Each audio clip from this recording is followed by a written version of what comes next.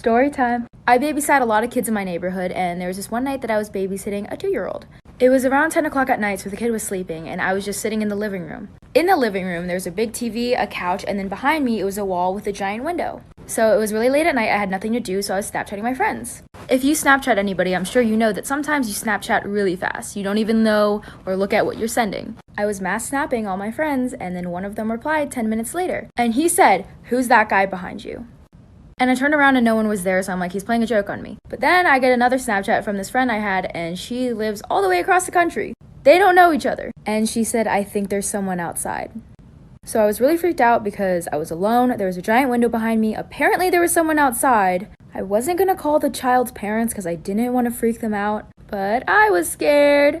If you're ever driving late at night, don't do what they did. One night, a boy and his friend were on their way to a school dance when they saw a girl on the side of the road looking lost. They stopped the car and asked if she needed a ride, and she asked them to take her home. They said that they were going to a school dance and asked if she wanted to come too. She agreed. But these boys wouldn't know yet that this girl was not an average hitchhiker. So they all got in the car and the girl sat in the back seat. After a while, the girl would constantly say that she was cold, so one of the boys gave her his jacket. They got to the dance and things were pretty normal, but what happened after would make the boys question reality. When the night was almost over, it was finally time to take the girl home. When they almost arrived, the girl told them where she lived but told them to drop her off close by so she can walk the rest of the way. So that's what they did. But after the girl walked away, the boy who let her borrow his jacket realized that he never asked for his jacket back. His friend said that they could just come back tomorrow for it. The next morning, they came back expecting to get the jacket and leave, but things were not so simple. They came up to the girl's house and knocked on the door, but they were shocked at what they discovered as soon as the door opened. This is why I always lock my doors at night.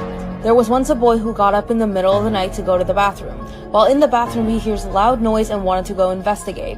But then he started hearing what sounded like large objects being dragged across the hallway. Now feeling scared, he runs into the bedroom and hides under his sheets, hoping whoever it was would just ignore a sleeping child. The door creaks open, and a man with no eyes and no clothing is dragging his parents' bloodied bodies into the room. This man props up the boy's father against the edge of the bed so he would be facing the boy, and puts the mother in a chair also turned towards the boy. It was as if the intruder wanted the boy to see the parents' bodies, but the boy just pretended he was asleep, trying as hard as possible not to make a noise. Then this man started writing something on the walls, and when he was done, he went under the boy's bed and stayed there for hours, until the boy found the courage to turn his head and read the message on the wall. It said, "I know you're awake."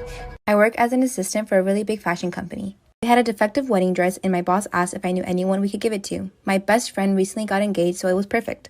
When she posted on Instagram to thank me and my boss, my family caught wind of it, and that's when the influx of calls came. I do not have a good relationship with my family. My parents kicked me out when I was 16 after I came out to them, and my sister wasn't much better.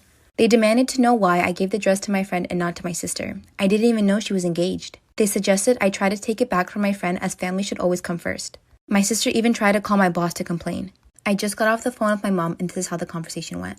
She says my sister is very upset about the dress, and I told her she needs to get over it. My mom says I can make it up to them by giving her another dress. I posted one last night on my Instagram. It's a $12,000 dress, and that's the one my sister wants. And I told her, "You expect me to give you a $12,000 dress when you kicked me out when I was 16?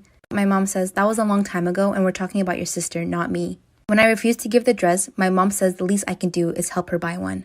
At this point, I hang up, and I've been avoiding them since then.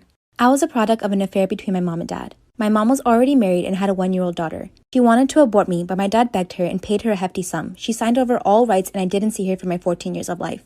She recently contacted my dad saying she wanted to get to know me better, and he said it's entirely up to me. I was skeptical but decided to meet her. I've been talking to my mom's side for about 2 months when at a family gathering they all sat me down and said the reason they contacted me was because my half-sister was having kidney failure and was basically dying. At a loss for words, I got up and left. I told my dad, and he said it's entirely up to me, but I should get tested just to see before I make my decision. So I did. When my mom found out, she thought this was me agreeing and told everyone the good news. I did a lot of thinking, and I decided I would not be donating my kidney. This family had done nothing for me. The only reason they tried to get in contact was for my kidney. So I don't want anything to do with them.